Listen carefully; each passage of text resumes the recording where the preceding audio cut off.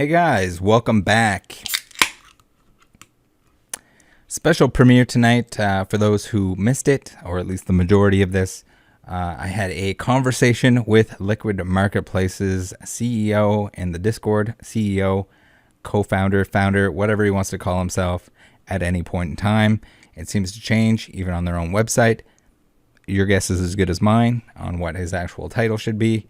But turns out it probably doesn't matter. A lot of these titles don't really matter because the company doesn't really matter. Again, this video, my conversation, my points are my opinion. Take them as you will. Form your own opinion.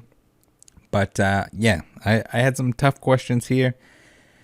And yeah, he did bail on the original arrangements.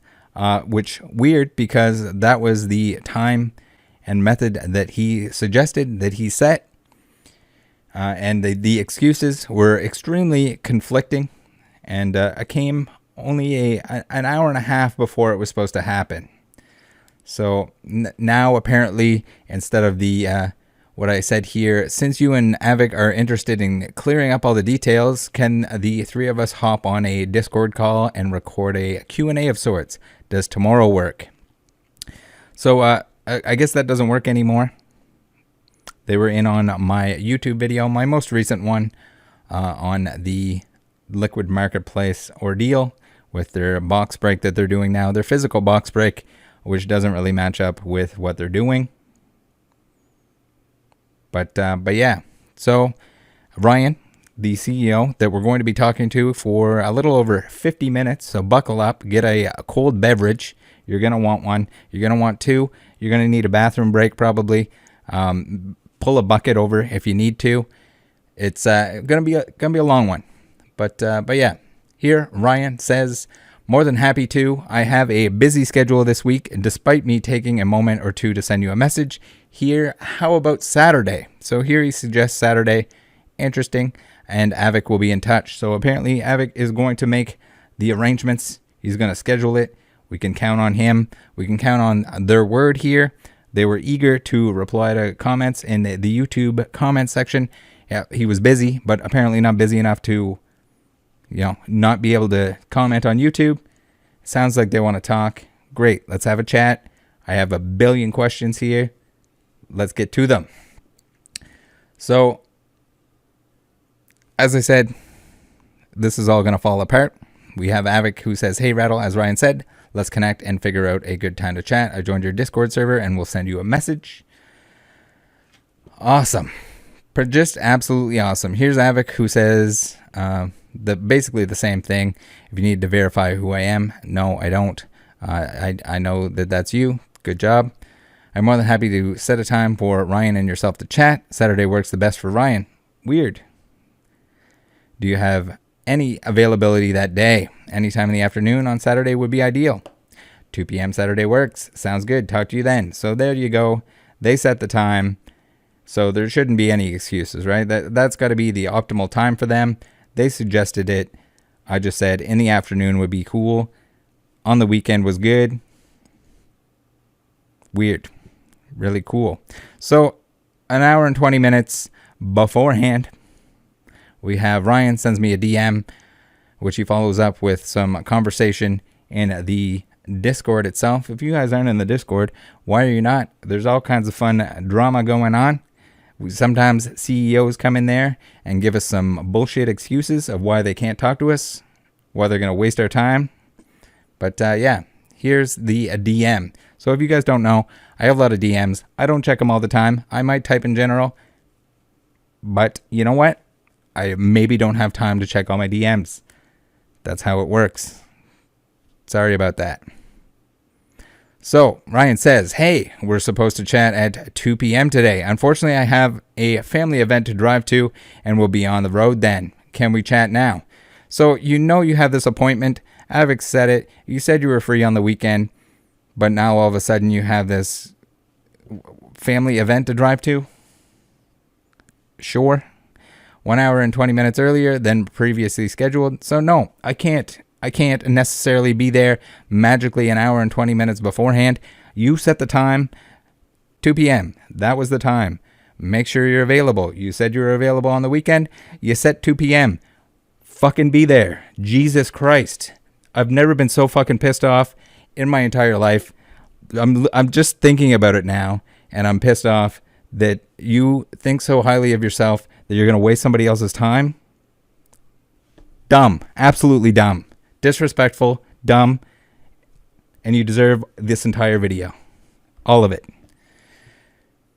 Well, or wheel, as per my messages on your general chat, my intentions of this call today were to level with you and chat about a lot of the hateful messages that were shown to me from within your Discord community.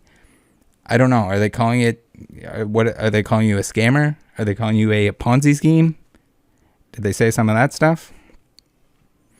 I mean, it's their opinion, right? In light of everything I've seen and read that was brought to me, I won't allow you to cut and use what you'd want from our conversation. So clearly you haven't watched enough of my videos, because I don't cut up any conversations that I have, especially not if it's going to be a lengthy Q&A of sorts. First of all, I don't like to edit. Second of all, I think it's better to have it in its entirety. There's no reason for me to want to chop it up. I don't need to make you look bad. As we'll see, we're going to watch the entire 51 minutes or whatever it was in its entirety. People can make up their own decisions. I'm going to point out some stuff that you didn't want to talk about beforehand.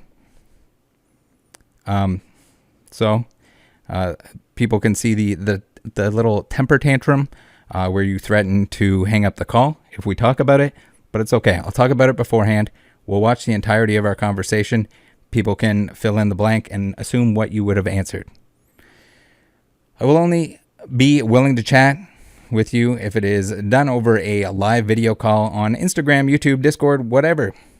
If that's something you're interested in doing, send me a message and we'll coordinate at a time that works during the week.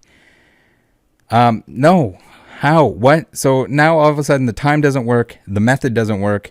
You're full of shit. You're absolutely shit coming out of your nose and ears. This is ridiculous. You're making excuses. And I am absolutely, I'm angry just thinking back about you bailing on this, because I got up early. I had a lot of things to do. I made sure I had my stuff together that we could discuss, and you bail on it. Just tell me in advance if you don't want to have a conversation with me. Fine. I don't care. But don't tell me and then cancel on me an hour and 20 minutes beforehand. That's going to piss me off. That's going to piss anyone off. So this is where we reschedule, because I suggest a YouTube live stream on Monday, but apparently that doesn't work either. He wants to do it in the Discord, so we did it in the Discord. Thanks for everyone that showed up to that on short notice. I couldn't give more notice. I didn't even know if he was going to show up. I really didn't think he was going to, because all signs pointed to him not wanting to show up.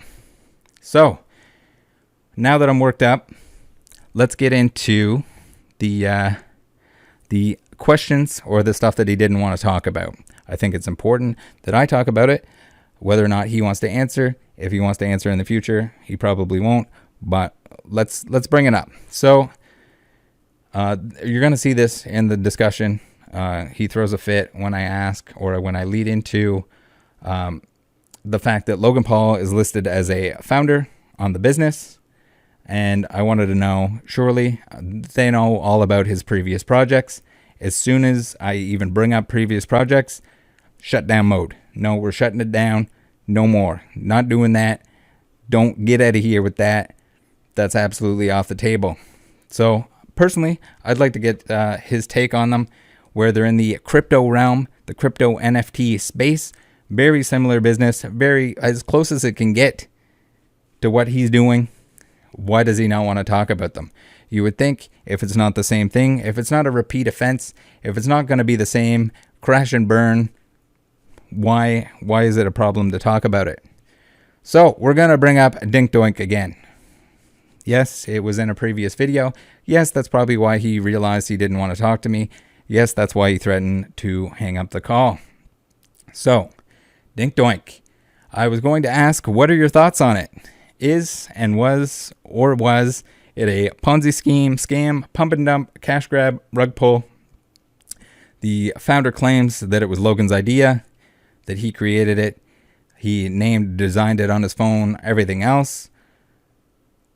And seemingly just a stand-in for the whole thing. No idea what he was doing. Kind of like maybe a certain CEO that is commenting on YouTube videos instead of acting like a CEO. Meanwhile, Logan and his friends pump it without mentioning the fact that he was involved with it directly. What happens when they pull out all their money? What happens when social media stars stop pumping projects like these? It tanks, and then Logan seemingly distances himself, moves on to the next thing. People seem to somehow want to forget that it happened. Or if you're the CEO of project number 3, maybe you don't want to bring it up. Maybe you want to distance yourself. You want to pretend it didn't happen. You want to say that you're not talking about it, or else you're going to hang up.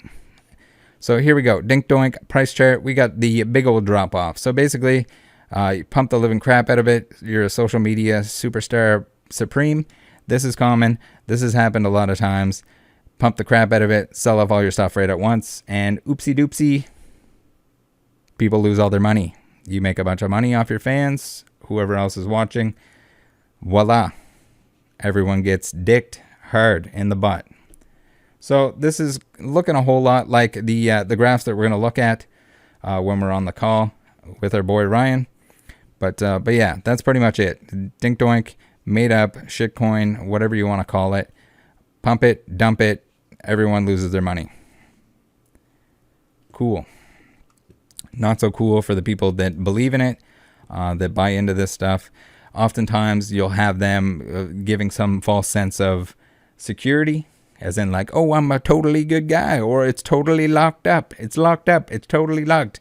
Yeah, well, what's preventing it from being unlocked? Oh, well, we just wouldn't do that. We totally wouldn't unlock it and rip everyone off.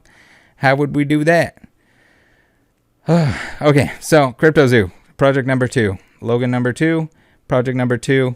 And not to be mistaken with number 3, Liquid Marketplace. This is number 2. We're still on number 2 here. The one that we also didn't want to talk about with the threat of hanging up the phone call on me. So Crypto Zoo, price chart. Oh, baby, look at that. Dump to the extreme. We had some peaks and valleys here, but the general consensus here is dumped off into oblivion. Why do you not hear Logan talking about it anymore? Because it doesn't matter. He's on to the next thing. So, they'll often use the excuse that this time it's different. Again, I was hoping that we'd see some of that from, I guess that's what it was implying, or what he kind of said in the beginning that Ryan said, that is going to be different. It's different this time because those projects are totally a different thing. They're not even remotely the same. There's no way it would ever be the same thing. There's no way that Liquid Marketplace is a platform that just has multiple pump and dumps on it with every single collectible that's on there. That's totally different. The graphs look different.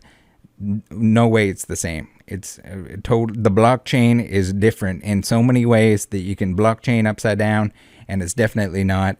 It's not a rug pull. These are not multiple rug pulls. It's not. So with Crypto Zoo, it was like some kind of NFT breeding crap. They used Adobe stock photos of a couple animals photoshopped together. Yeah, it's looking a whole lot like the pump and dump that was Dink Doink, and there's zero mention of it anymore. Either of them. Weird. I mean, it's the same thing with Logan's brother Jake Paul's Stick Dicks, where he was an ambassador on the website. I guess they're going with founder now instead of ambassador, just to switch it up, just to keep people guessing. Just like Logan with his Dink Doink, Crypto Zoo, co-founder, might as well be the same thing. And the trend seems to be they hide how affiliated they are with it. And they'll be like, oopsie doopsie, it went to zero. Who would have thought? And then they'll move on to the next thing. So with these pump and dumps, the dumper starts out with a lot of tokens and sells them off very quickly. You have it baked in where the original owner of the items get to keep a large chunk here with our Liquid Marketplace. So you don't even need to necessarily buy in a bunch of tokens beforehand. You can just, you got to be the person selling the item. From what I'm seeing, again, this is my opinion. I'm not a stonk dogger crypto 69. I don't know. I'd love if Ryan would like to talk about this section of it and say this is why it's not related, this is why it's not the same. I'd love to hear it, but this is kind of what I'm seeing at the moment. And but yeah, we go through the assets as well. It seems almost everything is down. We talk about transparency. He wants to talk about how I don't think there's a real vault. I believe that there's a real vault. That's pretty much it. All right, so here we have the DMs. This is where I'm trying to reschedule a call, even though I am absolutely irate at this point. Wasted my time. At this point, I don't think he's going to actually discuss with me. It would have just ended up turning into a video with me asking questions to no one. But here we have the alternative is, okay, you have one more chance here. I asked, does a YouTube live stream tomorrow at 2 p.m. Eastern work? Not sure how often you check Discord, because I sent him this on Discord as well. He has like an account that was made a couple months ago, and he didn't even change his profile picture. So I would assume that he's not a heavy Discord user. But he says Discord is more appropriate for me. Looking forward to it. I know you're not a fan of fractional ownership or grading cards, but either way will be a nice conversation, I hope.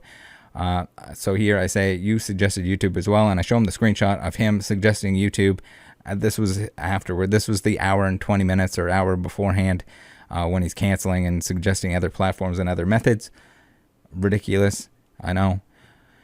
So I say, all right, I'll set up a channel on my Discord where people can join and listen in. I'm not a fan of grading or fractional ownership, but I'm sure we can still have a discussion about your company. I have questions and concerns and giving you the opportunity to address them. So he says in a lot of posts here, we'll read through it all. Regardless, whether you're interested in fractional ownership or grading, there's an entire community that does value it and is interested. That's why I'm hoping you'll be able to keep the conversation enjoyable. Ask your questions, but don't make this all about you and your search for more views. So this is eat a fat one. I'm giving you the opportunity to show us that you're not a pump and dump on my channel that I've worked very hard on. And you're going to come in here and say that I'm doing this for views. I'm not doing it for views. I'm not doing it for views. I am making content out of it. Yes, I spent a lot of time on this. Tough. If you'd like, feel free to send over your list of questions. Fairly standard practice for any interviewer/journalist. I'm sure you'll use this as a point to pick on me, as that seems to be a running theme here with you. Well, I don't know. Do you want me? Should I only give you softball questions as well? Would you like me to ask what your favorite hamburger joint is? Like, you can't ever. Are we having a conversation, or do you want me to just line up some easy questions for you? Clearly, some questions came in there that weren't ones that you wanted to answer, and we're going to see that. But no, I'm going to pick on you because you're a dick. You're an absolute dick. You don't consider other people's time, and I don't think you ever wanted to really do this. Don't commit to it. Questioning why we're doing a box break of all things was really nothing better for you to create in terms of content? No. When a company that's potentially ripping people off is doing something that's the complete opposite of what they're advertising is the benefit of their existence, yeah, I'm going to probably make a video about it. Was it like nothing better for me to create? No, it was a short video. It was a very quick and easy video. There was no editing. Weird, right? Is it really that difficult to understand the marketing strategy behind doing that? Partnering with Canto Shark, Greater Guard, and KD Collectibles to bring something the community is already familiar with. We're in a recession at the moment. Traditional marketing isn't going to work. Well, neither is this, because your box is not selling out. Even though Avic is claiming that he might buy more packs or whatever, which you probably shouldn't be buying your own packs on a box that you're breaking. It's kind of conflict of interest, but we can see clearly later in the conversation that conflicts of interest seem to be a theme here. They're just not selling. No, it's not good. It's not a good idea. It's not what your brand is. It's not what you're trying to push. It's the opposite. It's the polar opposite of what you do, and it's weird. And yes, it deserves a video. I see all the data and insights. Posts surrounding the box break had 4 to 5x the amount of shares and saves than other posts we've done. That shows me it worked. Well, why are there still 20 posts or 20 packs left at the time of me filming this? It hasn't moved. I don't think it's even moved since Avic made his post about how he was going to buy more packs. Is he just going to buy the whole box at any point? What happens if the packs don't sell out? Are you gonna bail on that like some of the other items that went up for sale? Maybe. Again, there's a lot of stuff that we could have discussed, but again, you tried to run the clock out, and certain stuff that you don't want to talk about, so I'm gonna have to talk about it myself. That's just what it is. We can have our entire conversation uploaded, and we're gonna watch that in its entirety. I'm reminding everyone, you're not giving me an opportunity. I don't need you as a stage. Everyone has advised me against speaking to you, so remember this. This comes up in the conversation as well, but I don't care.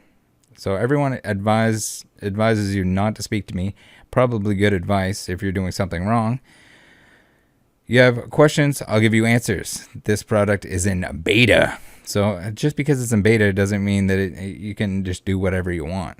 Terms will change, functionality will changes, things will evolve and grow based on feedback. I'm going to take everything you say and apply it towards making my business better. So thank you. So like it's this weird thing. Like if you're going to make me out to be the enemy and you're going to be not transparent about all this stuff that you claim to be transparent about, I'm not gonna give you easy questions. I'm not gonna give you questions in advance. I'm gonna talk to you about it. I don't even necessarily have them all written out. I do have general ideas on what I want to talk about, but that's it. There's no like question 23B. What did you have for breakfast?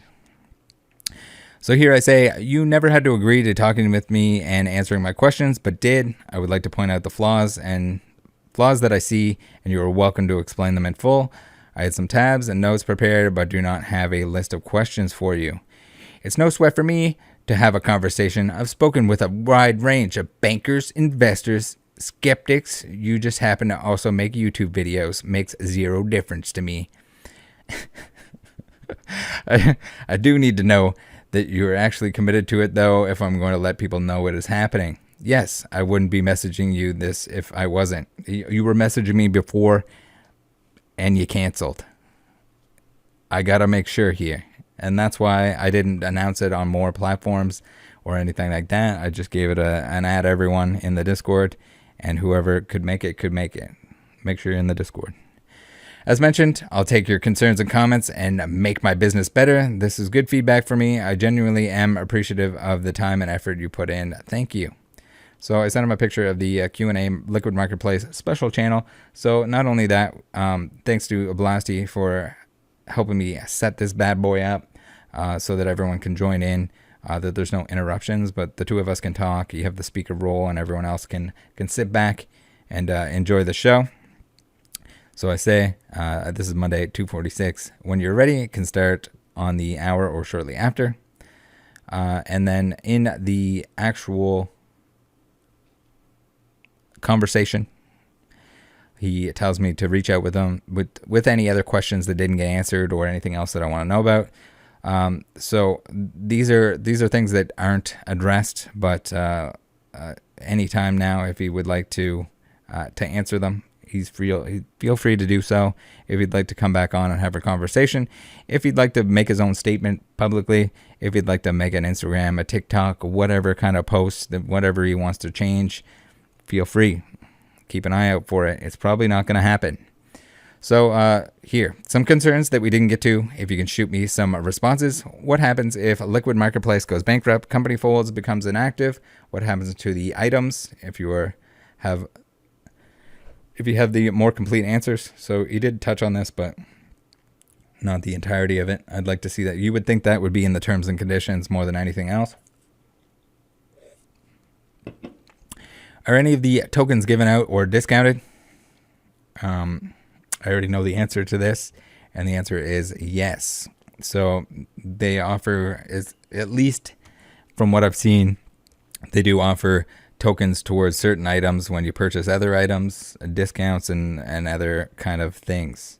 So internally, I'd like to know if this is a thing. I would assume that if you do this for publicly for people that are purchasing one thing, getting tokens towards another thing, you would think that insiders get extra token bucks. Another question here. Do you own any tokens? Have you submitted any items for fractionalization? So a lot of the items, again, I would love if you would answer this. A lot of the items look like items that he owned at one point in time. There's a lot of things that he's posted on Instagram that are no longer on Instagram. Would like to know just basically what he's submitted. Next, we have, how can people directly involved with the company participate in the market when some of the rules are up to your discretion? There's so much on there that is seemingly purposely vague, buyouts in your own terms and conditions being a great example of that. How do you get 80% to potentially buy something out when a founder can start with as much as 49% or even collectively just hold 21%? So that's another thing that you guys take a look at it in the video itself. He claims that most of the people submitting items did not take any percentage, or none of them took any percentage other than the 49% illustrator. And then at another point, he says that the PSA 8 illustrator, that there was a percentage taken. So is he lying about that? Did he slip up on something? Your guess is as good as mine. Not having concrete rules for things like buyouts is going to lead people to believe that you are making adjustments to those rules and doing favors for founders, directors, etc. And then last here, I have, how many buyouts have there been? How many of those buyouts were made by founders, directors, etc., people involved with the company? And he responded with, we'll get to these shortly. Currently at the National coordinating a delivery. It might be easier for me to just call you and dictate this all to you instead of typing it out. Or we could have had it in the original conversation. But so I say, if that's easier for you, and I asked on Wednesday, do you have time for these answers, to get those answers to me tonight or tomorrow? If you would prefer a call, does tomorrow work? And no response. It was on red. You can't see it here, but it does show red on my phone. Instagram for browser does suck a mean fat one. All right, last but not least, before we get into the call itself, we have LMP Ryan, who joined the Discord. He's got the little I'm new here, say hi emoji badgy thingy. He says, at Rattle, check DM. And then he shows a picture of the DM and says, this DM was sent to you as you were in here typing, so I know you saw it. If this is to happen, please let me know. Sorry for the quick change. It's a Saturday after all, hoping you understand. So, no, I don't understand. You set the Saturday. You wanted Saturday. I agreed to it. It was, you didn't have to cancel on me an hour beforehand. So just because I was typing, oftentimes I type in general chat, but I have 69,000 DMs. Not to mention the fact that when your avatar is a default controller with the red background, I'm probably not going to check that right away. Let alone, there's probably a bunch of people. I don't know how many there were at the time, quite a few. Bunch of people that have DMs that are backed up that I would prefer to answer first. So had I known this was your contact, that this was you in the little red bubble, I probably maybe would have checked that, knowing that there's an hour beforehand. Although typically someone doesn't cancel without a good reason an hour beforehand. So I guess the good reason is that you were afraid of me, but great. So here he introduces himself as the Liquid Marketplace CEO. The fact that you think that I'm like dodging your DMs here or pretending that I am is hilarious to me. I'm not. Remember, you're the one that bailed, and then you're the one that didn't want to talk about certain things. So here we go. We have him explaining that it's just a conversation. He has questions. Ideally, a live chat is better. So all of a sudden, a live chat is better an hour beforehand. I was hoping to get him to agree to that today. He wanted to record the call and cut and use what he wants. For transparency purposes, I'd rather have a live chat. So you're welcome to record on your end You were always welcome to record on your end as well. If you wanted the entirety of the conversation, you were welcome to do so. But yeah, so to imply that I want to cut and use what I want, not true. I would have recorded the entire call. That's how it was going down. There was no indication that I planned on cutting anything up, and the likelihood that I was going to cut anything up was slim to none. Yes, it does. I hope so too. And then he's at me again, Rattle with the DMs and the shruggy face. Dude, I am busy. I know as a CEO, a fake CEO or whatever co-founder bullshit you want to call yourself, you're not busy, but I am. And I can't just all of a sudden be ready an hour and a half before something for you to make a call with me when you set the time. That's not how it works. That's not how business works. That's not how life works.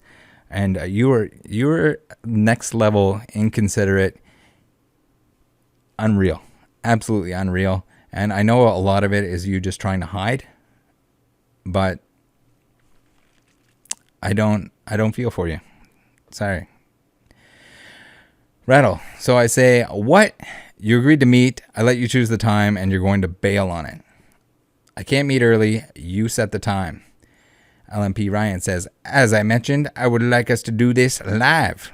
Given what's been shown to me, it's also Saturday, so figured you'd be understanding of the change.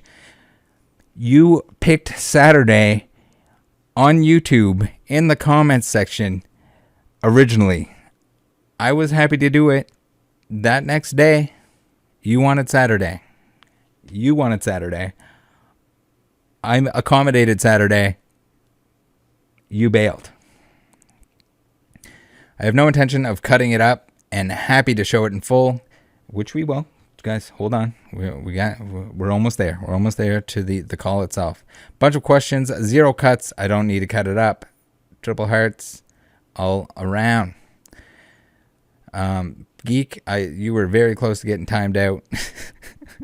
I was 10 out of 10 absolute rage at this point because that was so much time wasted. Not impressed. I had other things to do that I should have been doing, and instead my whole schedule is thrown off at this point. So I say we can do same time tomorrow instead if you would like. And he says, first of all, you spoke with one of my employees. This is, the employee that you chose to choose the time. And you said Saturday. This is the first time we're discussing a call together. He was not privy to my personal calendar. You chose Saturday. Surely accommodating what I requested here is not too much of an ask. I'm going to be in a car driving with background noise. That's not ideal. Do not gaslight and tell me I'm bailing.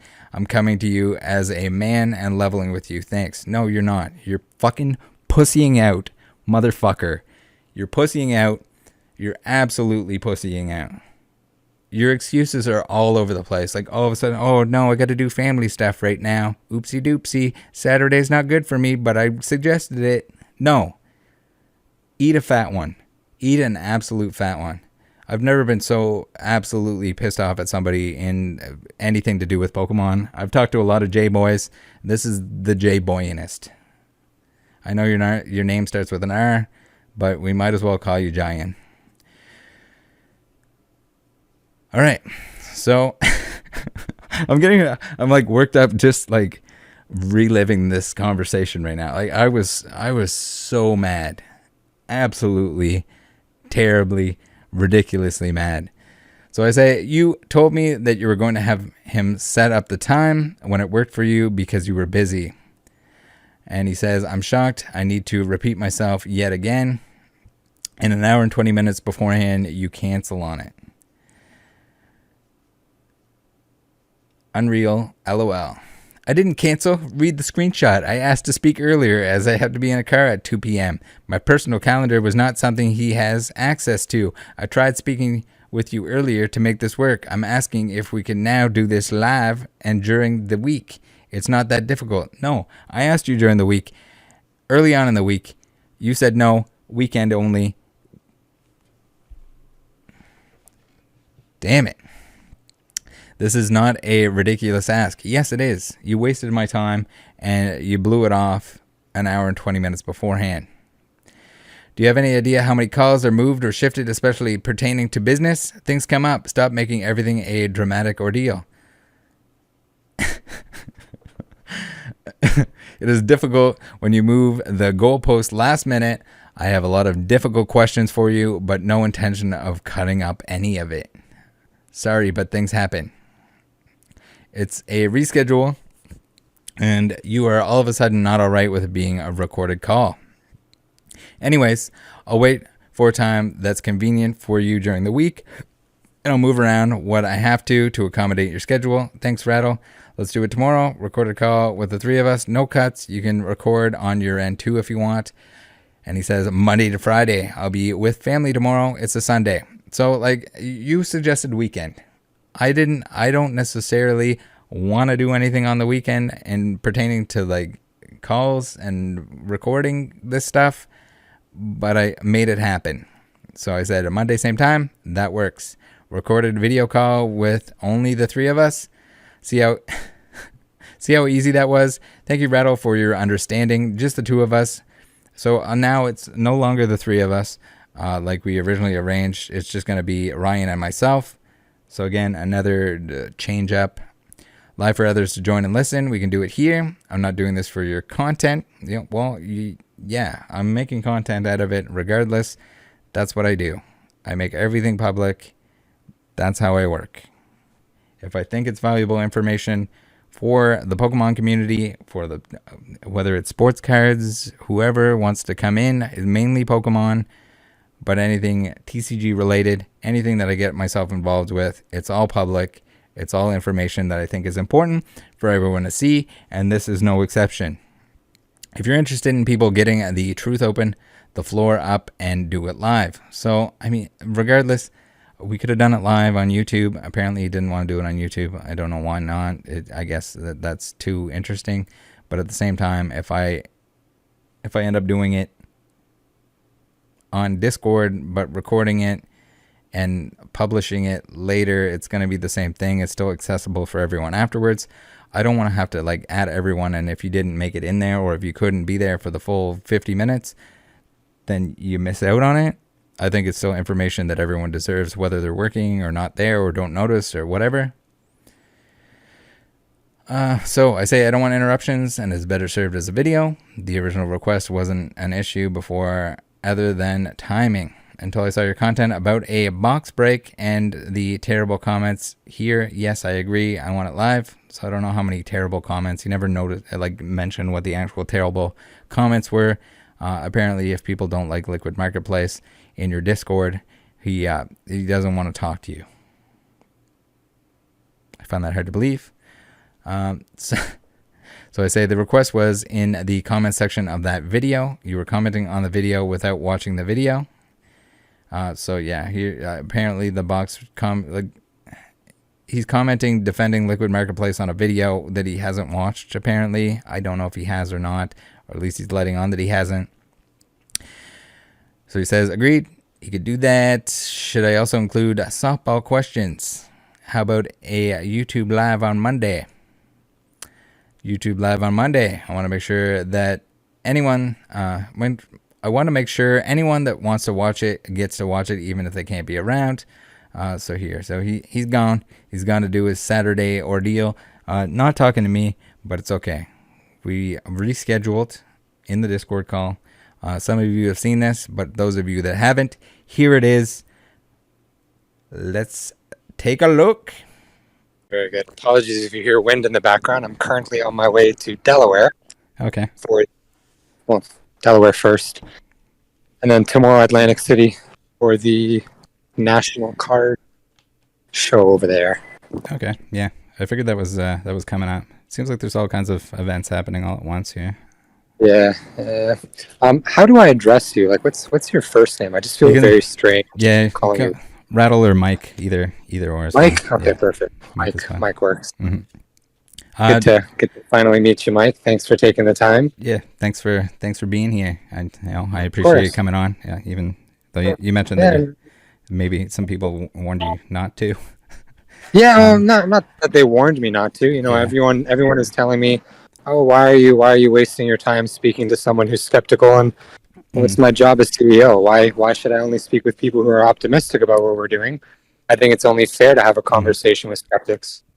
Yeah, for sure. I don't know if you want to. Did you want to do a video call or just audio?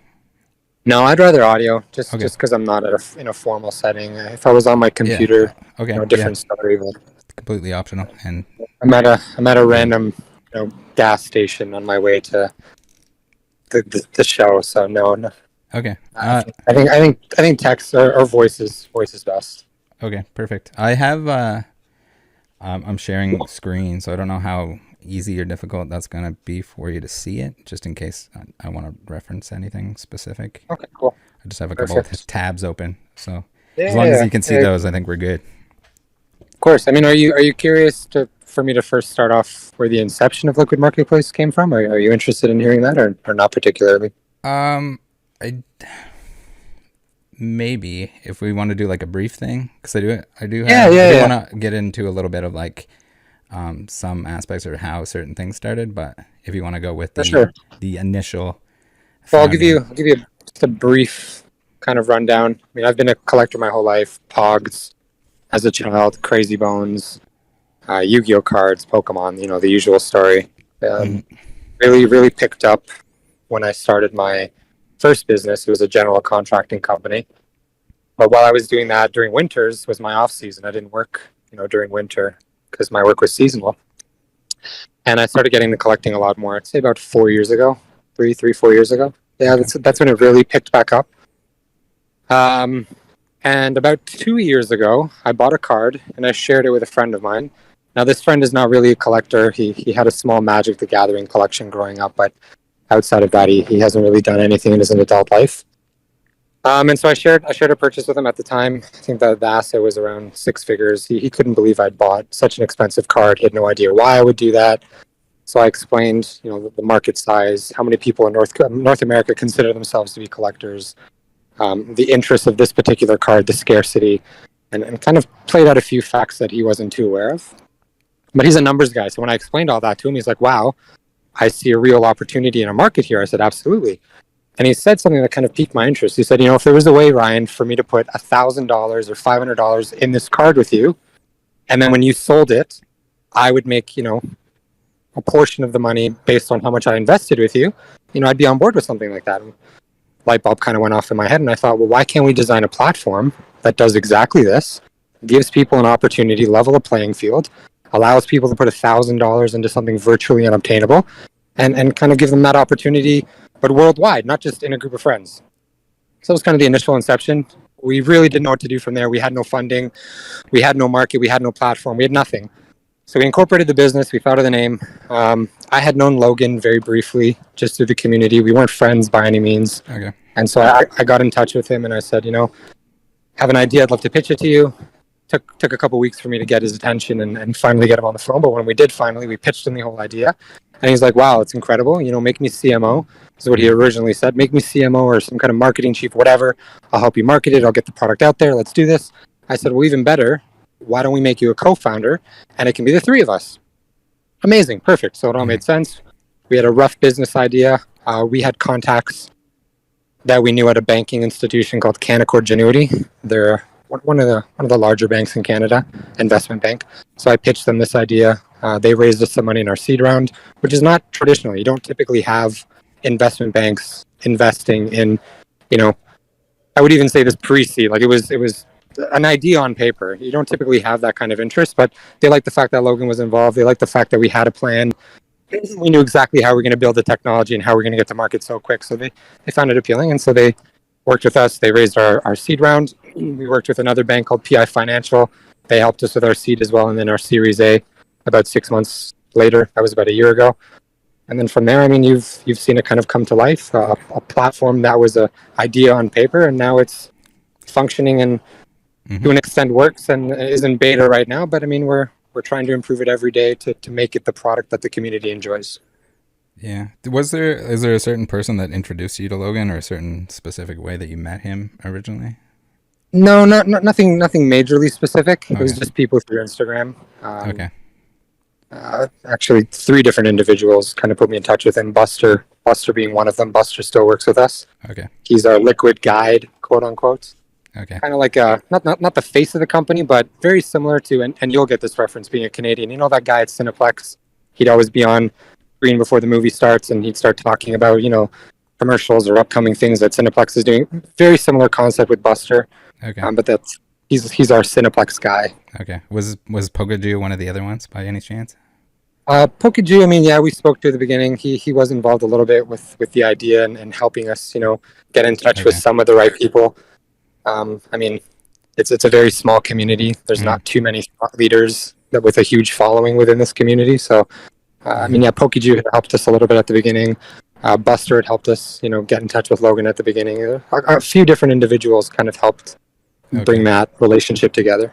Yeah, I was under the impression that like Pokaju had like a pretty big role in the beginning, and maybe I don't know if there was like a following. I mean, it was because of the fake case and stuff. So it was myself and Amin, who's the other co-founder with Logan and myself. I mean, two people with no idea, no plan, and no real following. I wasn't active on Instagram. Amin wasn't active on Instagram. How else do you try and get the community involved if not through people with a following?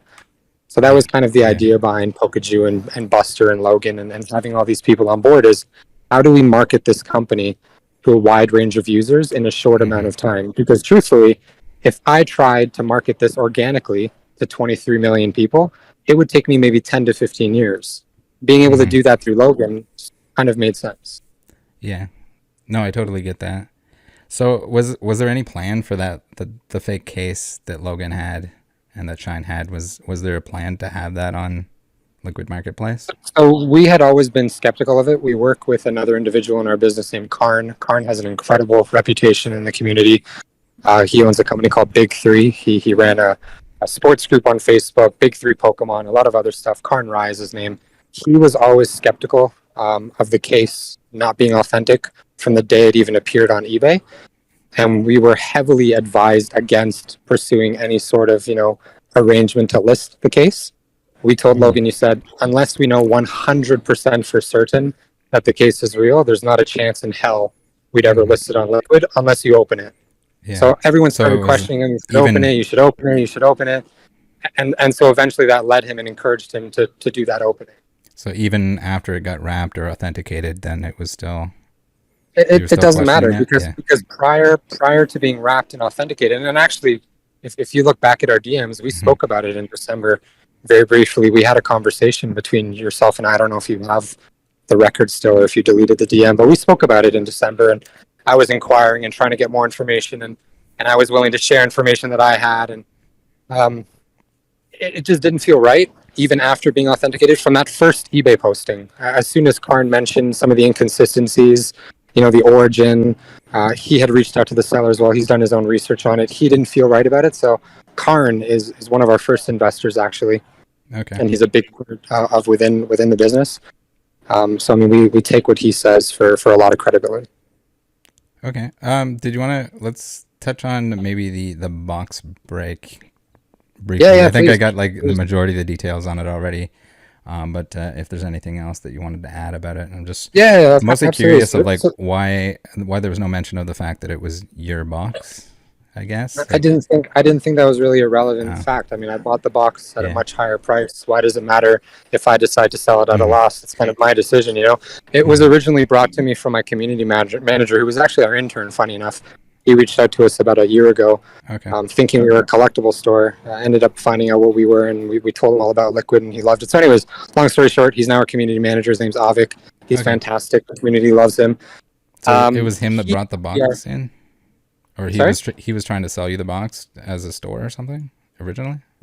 No. So Avik is just a random 19-year-old that stumbled upon our business through a Google advertisement, and no, he wasn't bringing anything. He wasn't to the person that brought it in. It was somebody else. No. That box was not sold from Avik. Let's try and get back on track. So Avik's idea was to engage the community in a fun way. Given economic times right now, marketing is a little bit different. I don't know if you've paid attention to the tech world right now, but everyone is going through a bit of a consolidation at the moment. I mean, every single asset class on the planet has dropped between 50 to 70%. And because of it, people have had to, shrink their businesses. People have had to downsize. People have had to put off marketing campaigns. So it was Avik's idea, why don't we try and do something a little unconventional, a little bit more fun, engage the community in a way that they're familiar with it, do a box break with them. We can partner with, a couple people in the community, Canto Shark, Graded Guard, and Katie Collectibles, Kevin Douglas, to kind of announce this to everyone and be able to market Liquid Marketplace in a more tangible way that people understand. The concept of fractional ownership is not one we created. Mm-hmm. It's been around for a very long time. Rally Road has been doing this for 4 years. We're not recreating the wheel here. But how do you market a concept that's very, very niche and very new to a wide range of people who are so familiar with only one thing? So we figured, this might be a fun way to engage the community, get people that aren't typically our users to become our user, and start off, building an interest in Liquid Marketplace through a box break. Okay. That was kind of the reasoning behind it. So it was purchased through the company? No, this is purchased by me with my funds. Okay, it was personally purchased by you. Yeah, okay. Personal purchase. So are you selling it to the company for the box break, or are you just donating it to the business? Exactly. I mean, this is my company. This is my baby. I put aside a very successful business to focus on this full time. Whether I put my money into one business or another, it doesn't matter. I mean, this is my company. Mm-hmm. Like, no, the box is not sold to Liquid Marketplace. Liquid Marketplace is making money off of this. I spent $30,000 on the box, and now I'm selling it for $22,000, and those funds are going into Liquid. Okay. So it's in a sense a donation, if you want to call it that, sure. But I mean, I think this is just a cost of doing business. If I'm the CEO, if I'm a co-founder, and this is my baby, is $22,000 really the end of the world to help promote a business that I believe in? No. Mm-hmm. Yeah, and is that like a substantial amount that can be reinvested into the business, like comparatively to like the amount that's been sold or coming in? So I mean, what do you think? $22,000 is a large sum of money. It's a lot of money. That can be used to fund salaries for several months. That can be used for marketing campaigns in October when we believe the market sentiment will shift a bit. I mean, that's funds that can be used in a much better way than just sitting on my dresser. Mm-hmm. And if we can bring in more users and kind of bring awareness to what Liquid Marketplace is while doing that, I don't see the harm in that. Okay. I guess the next thing. So where you mentioned that Logan was in it from like the very beginning, essentially, or at least from the establishment, not necessarily from like the planning stage within a week to 2 weeks of us incorporating the business, Logan had already heard about what Liquid Marketplace was. We incorporated the end of February 2021. Okay. Yeah. So I had someone bring up, and I think Avik mentioned on it, but someone was commenting that the Toronto Card Show Expo in November 2021, there was no mention of Logan at any point. So nope. Was it supposed to be like a secret or? Correct. Logan didn't want anyone to know about it until he, quote unquote, and I'm literally quoting here, until he broke the news. So up until the day that we mentioned it, a lot of people didn't know he was involved. Okay. So, yeah, I think even in the comments section there, Avik had mentioned that it would be confusing for sports card collectors, but I don't think that's necessarily the case, because even on recent posts, he's like holding sports cards to advertise for Liquid. So that was kind of... who's that? Sorry? Avik had mentioned that it would be confusing for sports card collectors, and that's why... What would be confusing? That if Logan was associated with the company, it wouldn't have been a benefit to you guys at the how Toronto so? Card Show. I don't, those are his words. So I mean, it's an opinion, but in my opinion, I think a person with a 23 million following, regardless having an association to our business or not at a sports card show, I think still gives us the eyeballs and the awareness. Right. Pardon me, if you keep hearing me clear my throat, I have ridiculous nasal drip today due to allergies. Oh, no, so that's okay. If that messes up your audio, I apologize. No, it's fine. I'm used to it. I get screamed at and stuff sometimes. So. Okay, fair enough. No, I'm not going to scream at you. I want this to be a pleasant conversation. Yeah, for sure. So there was a little bit of confusion there. I thought like it was weird because you guys, I think, which is probably reasonable, like every opportunity you're going to put Logan's face on everything because it's marketing, and if he's associated with it, or any amount that you can get. I mean, we have data that, you know, directly correlates to using pictures of him or videos of him in our content, or items that we even list on Liquid Marketplace. We have data that correlates to higher user signups, higher user engagement. And I mean, why not, until we start building our own baseline and until we establish our own reputation, why wouldn't we, from a business perspective, take advantage of numbers? Okay, so I guess next up, if we want to talk about it. No, I would actually like an answer though. From a business perspective, in your opinion, why wouldn't we want to continue utilizing a name or a face in our content if it's directly proven to insights that show it works? Yeah, so I think maybe a little bit on there's pros and cons, obviously. And I'd love to hear them. Like I said, the next thing I'd like to get into, and I think the biggest con is probably the fact that his previous projects in the crypto NFT world were a little bit shady, some might say. So the whole purpose of this conversation is to really shed some light on any of, you know, our quote unquote flaws that you can mention or that you've said, and be able to change and improve the platform. Right. You know, us being in beta gives us a really unique opportunity to listen to feedback and develop a platform that people enjoy and trust more. So that was the point of this conversation for me. If you have other motives or intentions, that's fine, that's fair. My motives and intentions are to take the feedback that you give me, put it towards more useful terms of use, more useful terms and conditions, a more useful user experience to make the platform more trusted and better. So as long as we're staying on the lines of that, please give me your feedback so I can make note of it. I know Avic's listening. He's making note of everything you say. Okay. And then I'll be able to use that information to make Liquid Marketplace better. Yeah, for sure. So if you want to talk about Logan, that's fine. It's not necessarily like Logan. I just think where hold on, Rattle. Your project Mike, is like the third project. Mike, one second, Mike, please. Okay. If you want to talk about Liquid Marketplace and Logan, please keep it relevant to Liquid Marketplace and Logan's involvement in Liquid Marketplace. What he's done in the past is none of my business. Okay. What he's done in the past, I'm not connected to. We're here to talk about Liquid Marketplace. We're here to talk about Logan's involvement in Liquid Marketplace. If you can't stay on track with that, I'll have to end the call. It's okay. If you can just say if we don't want to talk. Like about I've had calls with Wall Street Journal. I've had calls with Wall Street Journal where they tried asking me the same questions, and I told them very clearly. I had my PR teams on the call at the time. I'm not associated to any of those businesses. I'm not familiar with those businesses. I don't care. Yeah, but what those probably looked businesses into them claim a little bit, though.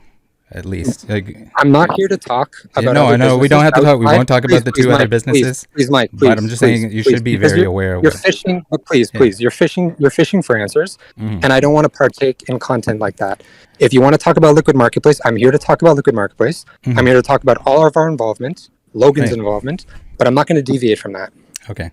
I mean, I would like to hear how it's different, but if we don't want to touch on those two, you would like to hear how fractional ownership of an asset, and that's not being, just stuck on collectible trading cards, but that's being applied to real estate, that's being applied to NFTs, that's being applied to any asset class on the planet. You think that there's similarities between ownership and assets to random crypto coins? Is that what you're saying? Yeah. Okay. So then I think there's another conversation that needs to go into what Liquid Marketplace really is. Before we even address your questions, I think we should establish a baseline of what Liquid Marketplace does. Mm-hmm. So are you interested in what we do? I am. I'm not interested in partaking in the marketplace, but I am interested. You don't have to. But the reality is, there's an entire community out there that's interested in fractional ownership or fractional investing, however you want to call it, in these assets, whether it be real estate, whether it be collectible trading cards, whether it be art, whether it be jewelry, whether it be literally any asset on the planet. There are people that feel unfair. They feel like they're in an unfair situation where they don't have an opportunity to put $10,000 into an appreciating asset. Liquid Marketplace is providing an environment where they can do so. Why are expensive assets traditionally reserved for ultra wealthy individuals? Why can't that be opened up to more people? When I explain this concept to people when it comes to commercial real estate, they're like, oh, that makes sense. We're going to be listing commercial real estate within the next 6 months. That commercial real estate, you'll be a shareholder within that corporation that owns that real estate. You would get paid out a dividend month over month based on the rental income that it generates. All of a sudden, fractional ownership or fractional investing makes sense to people when it's applied to real estate. But for some reason, people like to pick at our process when it comes to cards. And that's something that I get confused on. Yeah. So where you have skepticism in co-owning a card, but then all of a sudden co-owning a piece of property is more legitimate. Can you explain, why potentially? I think mostly my thing is like if there's regulation, where there's no regulation in a lot of the, I guess the crypto NFT fractional area of things, or minimal regulation, then it can go south. But also I think in terms of the collectible end of things, there's so many options that are affordable regardless of how much you have, extra income that you have to put into it, that I don't think you necessarily need a piece of something that someone just paid record price on. And that is And an you can own opinion. the good. And I'll give you something that eBay actually told me. So, I don't have a problem sharing this, but I've had a conversation with them. And they said that they have data that conclusively shows as assets go up in price, people will start buying the lower base set of that card, whether it be a sports card or whatever else related to that card that just sold and hit an auction. So let's say hypothetically, a Michael Jordan card just set a record for $300,000, whatever it may be. They would see a direct correlation to smaller Michael Jordan cards selling and peaking right after that happened. To them, fractional ownership makes a lot of sense because they're seeing it on a different degree. People buying smaller cards relative to assets that are setting records. There's an interest here. There's a market here. And there are people, if done properly, like I said, if done properly, this can really level a playing field and give people an opportunity that they didn't have before. Which is why, full circle, I wanted to do this conversation with you to get as much feedback as possible to make our platform better. Yeah, I still, but I think with where they're buying the less expensive version of things makes a lot of sense for somebody that still wants to own the item but doesn't want to spend the money, but still has something physical that they can sell off later on their own. They have control over it. If you're buying a tiny piece of any of these items, you're not really in any position to buy any of them out. So, but why would you need to buy any of them out if you're owning like financial interest only? But what's wrong with that? Tell me where the flaw in that logic is. If you have just the financial interest in an asset that you're purchasing, right? What's wrong with that? Because there are a lot of people that are doing this for the financial benefit. I understand maybe you aren't. I understand that. I understand your rationale. You don't like PSA graded cards, or maybe not even PSA. You don't believe in graded cards. I apologize. Right. I just don't think that somebody that's making maybe a little bit over minimum wage that is rushing through and spending 30 seconds on your card is going to tell you more about that card than yourself by learning about the card itself. But that's my biggest gripe with it. In graded and that's cards. Why you don't believe in graded cards? Right. But what if you want to preserve the card's the condition? Card itself? Well, yeah, preserve the card itself. You can and buy something and you want to be able, but you don't think that the same thing. But you don't think you take more pride in an asset knowing that the condition of it is higher? You don't think that there's more of a bond or a feeling you have with that asset? I personally felt it.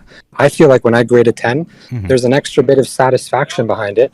And maybe I have no intention of selling it, but I know that, wow, this is a mint card.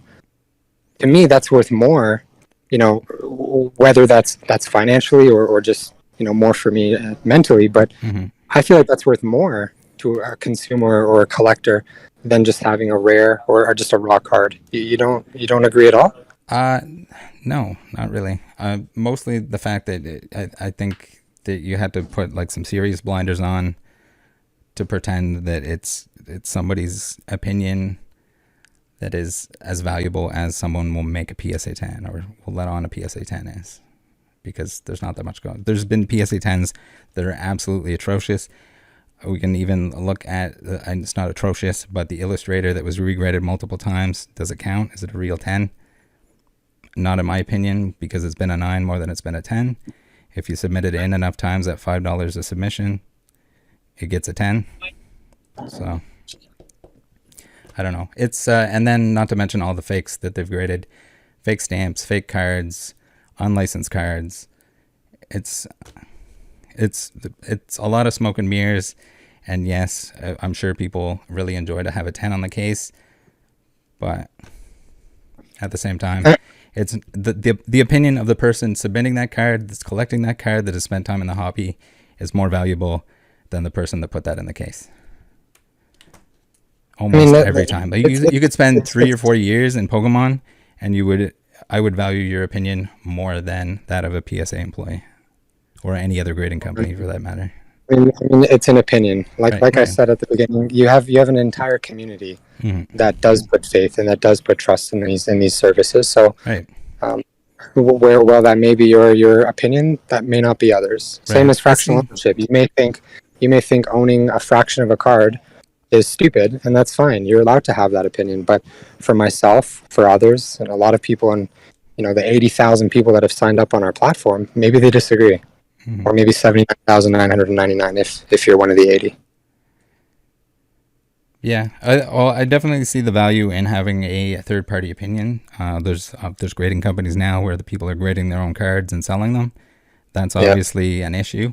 Don't really need to talk about that, I don't think. But let's jump into that's the thing. It's a third party. If you want to sell a card to someone, you can say, "Hey, PSA said this. Maybe it's misgraded. It happens quite a bit." But at the end of the day, that's what it says on the case. You're supposed to be able to send it into PSA to get them to change the grade and pay out the difference if it's wrong. But that is pretty hard to do when it's, borderline arguable. I've seen 10s where it's clearly not a 10. The thing's been rubbed on a sidewalk and they're like, no, it's a 10. The head grader said it was a 10. So here you go. No payout. Here's your card back 3 months later. But... So, okay, we'll try and get back onto Liquid Marketplace here. I noticed there's a transparency page, which I thought was kind of interesting because it's like a pipe dream about a crazy vault. I'm just wondering. Explain what you mean by pipe dream. Well, maybe it's not a pipe dream. Maybe you're going to build this actual vault that you describe here, but I would think that like the transparency part would maybe talk more about transparency and less about a vault that is going to happen or maybe going to happen. So the vault. So I'm just curious why you're under the impression that the assets aren't currently in a vault. Where I'm not saying they're not in a vault. I'm just saying that. Please, again, the transparency page. I'm trying to figure out how to make the user experience easier and better. So all the assets are vaulted from day one. They've been vaulted from day one. I would like to know where on our platform or our content or social media or anywhere, where was that message lost where you didn't think they were in a vault? So not necessarily what I'm saying. I'm just saying the transparency page in general kind of throws me off that it's not necessarily talking about the information that's available to everyone, which is more transparency to me than say talking about that they're in a vault. I believe they're in a vault. Okay, fair. No, that's fair because the eBay vault maybe not quite as scientific as they make it look, or as sci-fi rather. But yeah. So it's not in the eBay vault.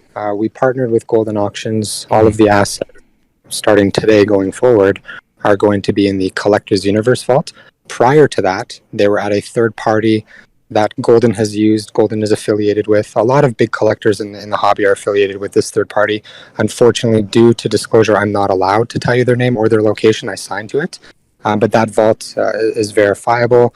And that's why we work with the auditors that go to the vaults, every quarter, take a look at the contents and produce the documentation around it. Now going forward, partnering with Golden and having those assets in the collector's vault. And that's kind of why the illustrator's on display at the collector's booth this weekend at the show.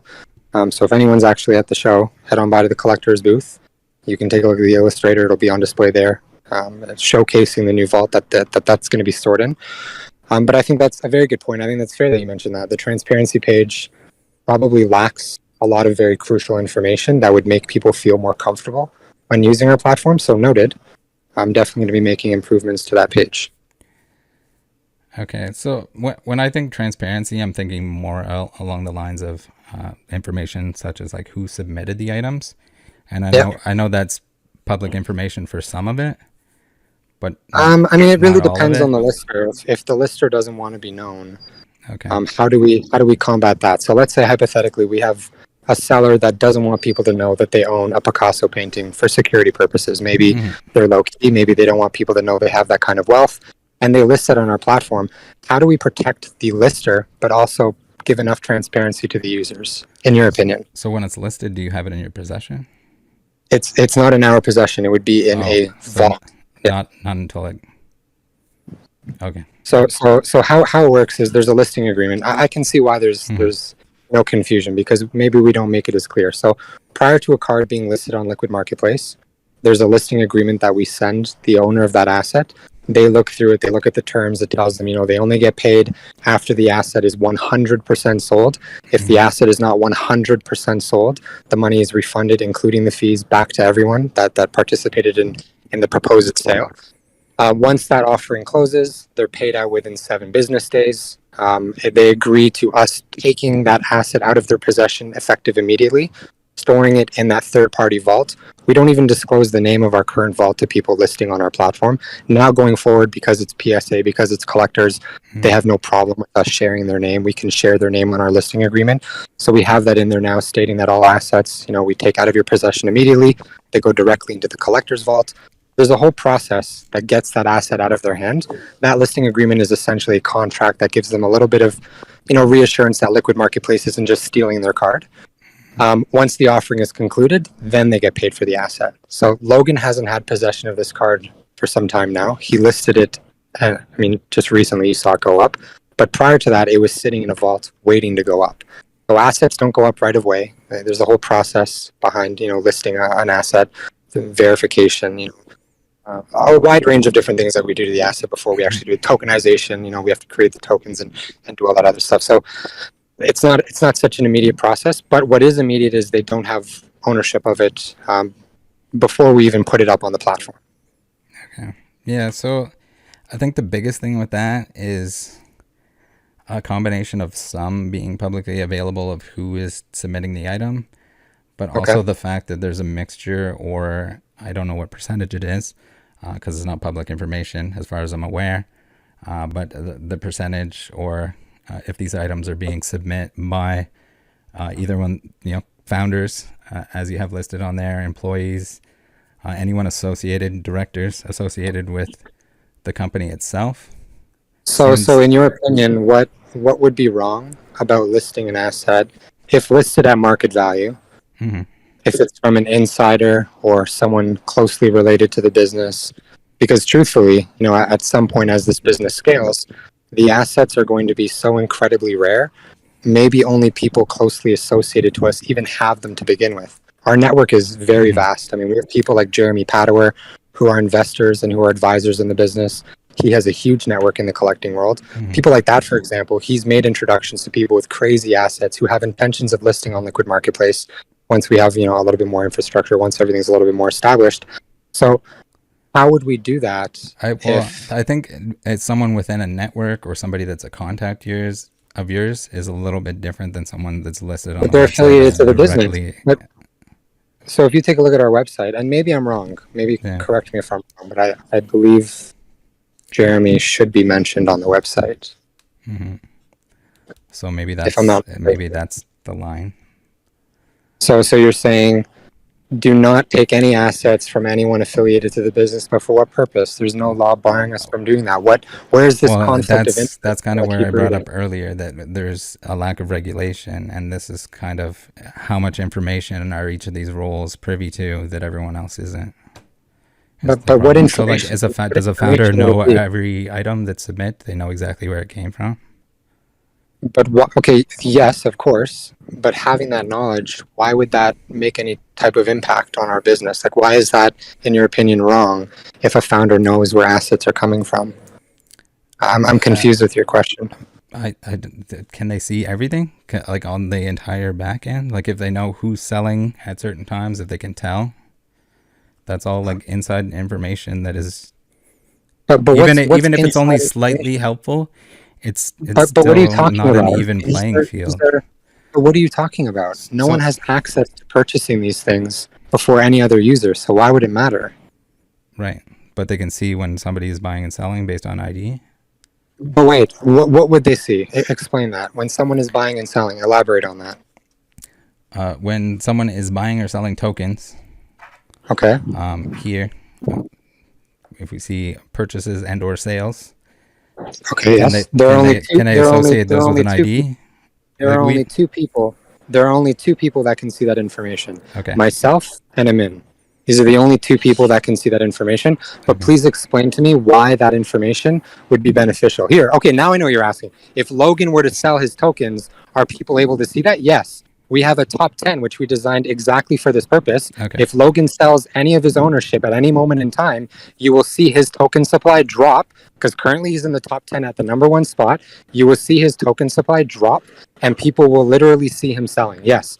We have added that in for transparency, exactly for this purpose. For people that decide to hold, 15%, 25%, 49% of their asset, we wanted to add that top 10, leaderboard so people can see if these people are selling onto them. Yes, we added that in there. Is that something that maybe could be added to each individual item? Every single item has it. Okay. Go to my collection. Here, I'll show you where it is. Go to my collectibles.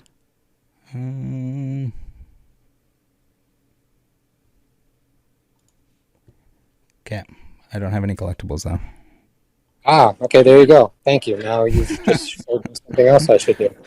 No, that's fair. See, Okay, look, I want things to be fair. So See, look, but look, this conversation is beneficial. We launched this product. This is beta. Again, I'm saying this for the third time. Yeah. There are things that we need. You should have seen our Discord, the amount of comments and feedback, the amount of things we've changed and fixed and upgraded just from our users speaking with us and telling us, hey, why don't you guys do this? Hey, why don't you guys do that? I've even put things up to vote for our Discord community. People would vote on, do you want this or do you want that? I've even let them make decisions on functionality in the early days. Within the first month of us launching, I did that a few times. I'm here to take the feedback. What you've just showed me is important. And I would not have seen this if not for this conversation. Okay, so there's a couple examples that I'd really take a look at. I think this is maybe the worst one. The LeBron that just tanked into oblivion. So is there a feature, or will there be a feature where I can tell what went on at the start here, where there seems to be a trend? For sure. So when it goes live, it drops. Yeah. So this was actually something that the Discord community decided. We were testing, again, being in beta, we were testing how $1 portion of ownerships would work versus 10-cent portion of ownerships would work. The community did not receive it very well. They didn't like things being priced at $1. The assets sold in the offering, that's fine. But people really hated the fact that the tokens and the portions of ownership were at $1 per portion of ownership. So we changed it and kind of did an adjustment to the price where we increased the token supply to equal the same market value where each token would be 10 cents per token. So is that giant drop then? Correct. And unfortunately, because our back-end system is designed this way, there's no way for us to change that or hide that or move it around. Like, how we designed it is how we designed it, and this is what it is. So we listed it originally at $1. Unfortunately, it shows it at a loss, but that's not the case. I mean, portions of ownership are cheaper, yes, than when they were listed, but they were listed at 10 cents. Even though you see $1 on the chart, what's actually reflective in people's accounts is a 10-cent listing price, which you could verify through all of our users on Discord. So, yeah, in terms of the trend that I'm seeing when I look at these price charts, it goes live, and then there's usually an immediate dump. And I just find it hard to believe that wouldn't usually or most certainly be the original owner is dumping the tokens that they had. The original owner sells, except in Logan's case, every single asset has been sold 100% in the initial offering, except for Logan's card. Okay. And except for the PSA 8 Illustrator, that's also on our platform. Yeah, but every single person I wanted to look at. But. Yeah. So every single item that's been listed has been sold in its entirety. So traditionally, when people decide to hold 15%, we don't actually let anyone hold more than 15%, and I'll explain why, and then I'll address the Logan question. And of course, people are going to say unfair, but I'll get to all that in a minute. we don't let people hold more than 15% of the assets they list because we don't know what they're going to do with that portion of ownership. We don't want them to do, as you said, dump on people and just move on. With Logan, it's a very select, special case-by-case kind of situation that we made a judgment call on. Logan wanted to retain ownership of this asset. He didn't want to just sell it like that. He wanted it to be a community experience type asset. He's already stated to me and everyone in our business that he plans on voting with the community. If the community wants to sell it and they vote yes, he'd follow them. If they don't want to sell it and hold no, if they don't want him to wear it, he would vote with them. Everything the community wants is what Logan's going to be doing on this asset. So on a case-by-case basis, we can sometimes make exceptions to that 15% rule when there's, heavily documentation and proof. His ownership is frozen. He can't sell it. He actually can't sell it. He's unable to. And by having that top 10 chart, you can verify that. Like I said, you've addressed something that's very important. You don't have a collectible, so now you can't view the top 10. That's a problem. I can guarantee you my guys are already on it right now. They probably heard that. They're making notes already to our developers. But even as someone who doesn't own a collectible, you should still be able to see the top 10 and you should still be able to see who owns those tokens. Mm-hmm. So Logan isn't able to just dump whenever he wants. His tokens are locked up. And like I said, everyone else that lists on our platform cannot retain more than 15% ownership in the asset that they bring to us. Okay. So on the illustrator here. So this was like the second example. I'm not going to keep you, and we're not going to look at every single example that's on here. But this is like another situation where we're down from 10 cents and it looks like it's down to somewhere in between 2 or 3 cents a piece, which sucks. That's these tokens. But hold on, why does that suck? So here, these tokens, and if you look at how the wallet's designed, we display cost. The wallet that you have, if you ever load funds, which I doubt you will, but I'll explain how it works. If you load funds onto the platform and you buy something, very much like the real world, you understand where your cost is. We're not trying to create a stock market. And that was something that we did in the first, 2 months or so, and then we changed it. Again, we've only been operating for 3.5 months. We're entering our 4th month. There's a lot to learn, a lot to change, a lot to fix. So originally how the wallet worked was it was pegged to the price of the token. But I didn't think that was fair because regardless of what that token does, that card's value isn't actually impacted. That card's value is separate. So I said, you know what, we need to change the dynamic and the feel of these tokens and let people feel like they own them. This is their ownership. This is their cost. If portions of ownership decide to go cheaper, it's a great opportunity to buy some more. Ultimately, when you sell that asset in an auction or a buyout is offered, that's where the value of the card can be taken into account, not the price of a token, because that's not accurate. Whether that price of that token is $1 or a penny, the asset hasn't changed in price at all. You're just changing how much the price, a portion of ownership is. So I kind of changed that a little bit, and we showed people their cost, and we didn't tie that cost to what the token does. Okay, so if that makes sense. A little bit concerning at the front end of this one too. I think even more so than the LeBron. We have what looks like a giant dump right at the beginning of this one. So you're saying that the PSA 8 illustrator, the buyer didn't retain anything on it? He did retain, yes. It's Karn. He's okay. Actually the person I was talking about at the beginning. Okay. It was his asset. Everyone knows this. It's public information. Mm-hmm. It's been talked about, dozens of times in our Discord channel. Karn has 50% ownership in that asset. Okay. And did he? Which he has not sold. No, he hasn't sold one. No. And again, his tokens are locked. So I see a trend here. Making these notes a little bit more transparent to people is probably beneficial. I think from a user's perspective, they would want to know that. They would want to know publicly without digging through our Discord and finding messages that Karn's ownership is locked up, that Logan's ownership is locked up. And I think that is something that we should be displaying to people. Mm-hmm. And then how is it locked up exactly? Because so we freeze it in the back end. They literally cannot sell. They can't do anything with it. And is there anything preventing you from unfreezing it? I mean, I guess it would be a negotiation. I mean, with Logan, for example, or with Karn, his is never unfrozen. Karn stays frozen until the day this asset is either voted to sell in an auction or unless a buyout offer is made. So he's actually not able to sell any of his ownership in the secondary market. Logan's is locked up right now at 49%. Mm-hmm. He's unable to sell that at all either. We haven't discussed any sort of timeline of when tokens would come free, but I think if a discussion like that is made, we should definitely have that on the transparency page. So, like, this is wild to me that he had a large percentage of this starting out, and that it still came down as much as it did right off the gate. But what came down? So, I mean, the value of the asset hasn't necessarily changed in price. The only thing that's dropped in price is a portion of ownership. And that's what I'm trying to bring to people's mind, is not to consider this a crypto or a stock. Think of it as you're able to buy portions of ownership cheaper from other people on the platform, because these transactions here are not liquid marketplace. These are people selling to people.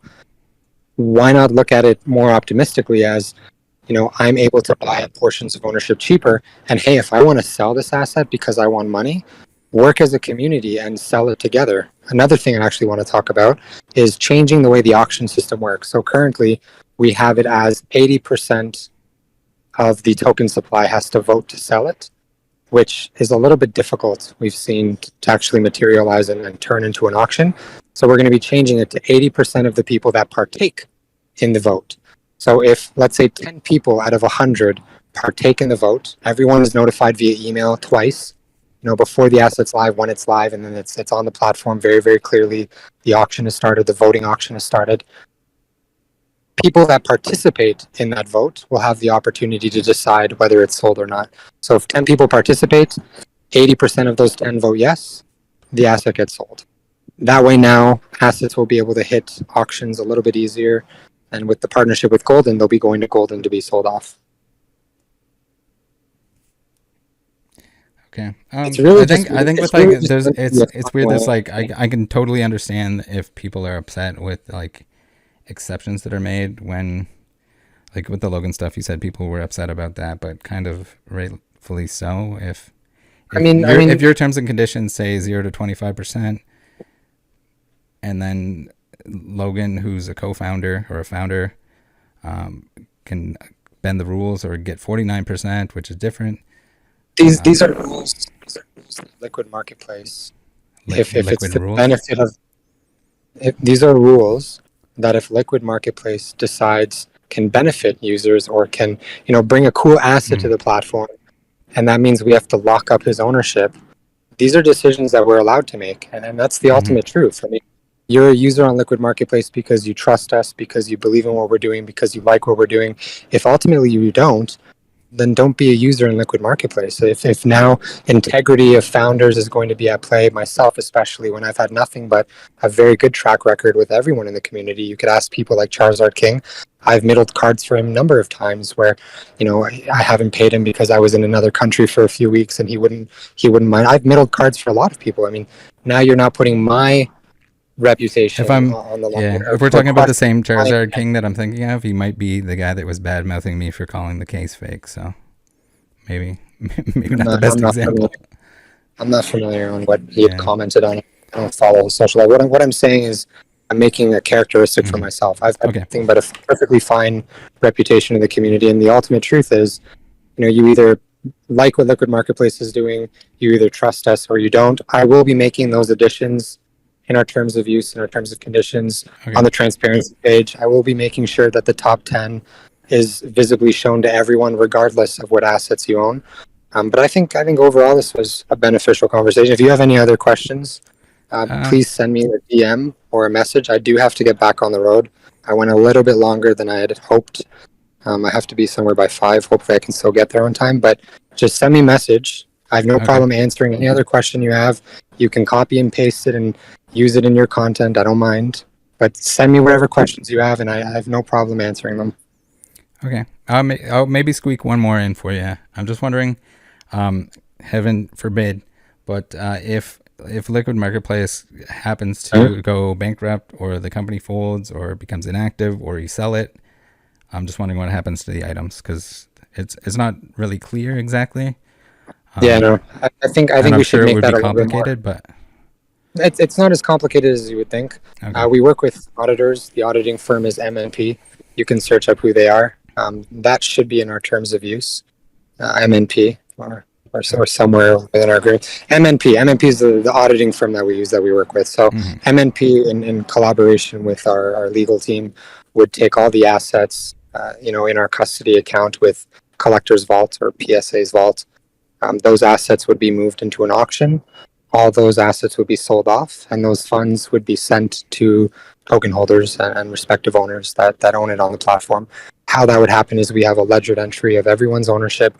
We know exactly who owns what, and based on those auctions that MNP kind of triggers, if in the event Liquid Marketplace becomes insolvent, they would handle all that from top to bottom in a very, very easy process.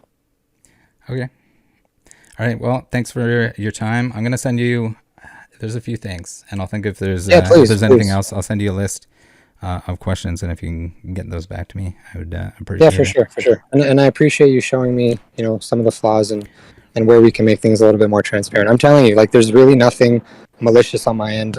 I don't want you to think I hate you. I don't hate you. I want to try and make people on your side, people on my side, have a better experience. And by having these conversations is how we do that. All right. I'll let you go. Well, thank you, Mike, for the conversation. Have a good one. You as well. Bye. Take care. Bye-bye. Thanks, everybody, for tuning in.